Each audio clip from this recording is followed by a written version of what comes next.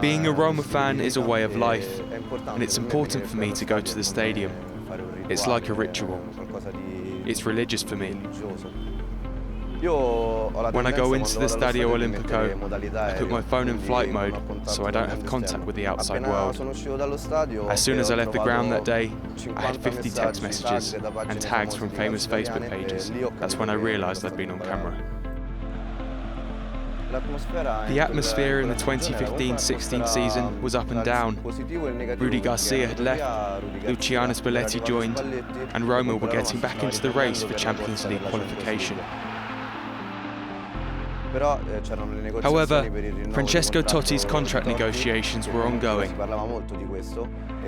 Spalletti had dropped him after an interview he'd given criticising the manager. We really felt like that was going to be Totti's last season. The game against Torino was very difficult. They were 2-1 up. Spalletti brought Totti on in the 87th minute, and with his first 2 touches, he scored 2 goals. Totti! Ancora!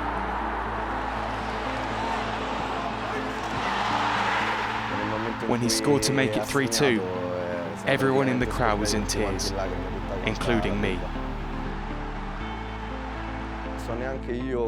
I don't know what made me cry, because it was just something that came from within.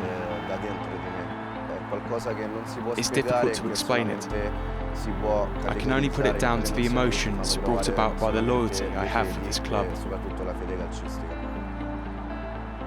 I thought that Totti wasn't going to play anymore, and I wouldn't get to see this magic again. I felt sad because I thought he could no longer bring me this kind of joy. I managed to meet Totti because a television program invited me to do an interview with him. It felt strange. The fact that he came there to speak to me is crazy. To think that in his career, when he remembers those goals against Torino, perhaps the image of me crying would mean something to him, because he saw how much he was admired. When Totti retired the following season, I didn't cry once. I cried 5 or 6 times. But when he made his long farewell speech with that letter, the stadium was silent. No one spoke, and everyone listened to what he was saying. 80,000 people completely quiet. I felt a little bit empty. I didn't know what to expect. When the next season started, I realised just how big the space left by Totti was.